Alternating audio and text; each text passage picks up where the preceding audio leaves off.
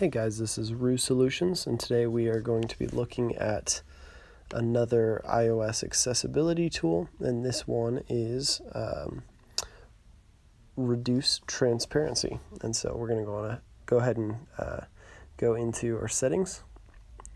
Going to scroll down to General, go to Accessibility, and then down here we see reduce transparency here in the vision accessibility tools. This is fourth from the bottom.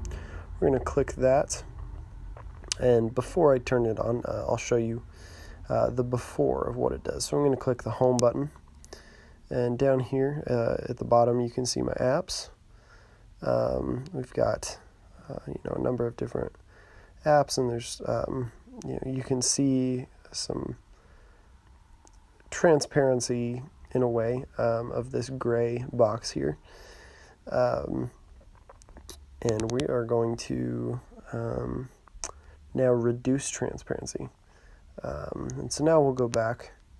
So yeah, I can see these are a little more solid, and this is completely solid. There is no there's a lot less transparency there in the background.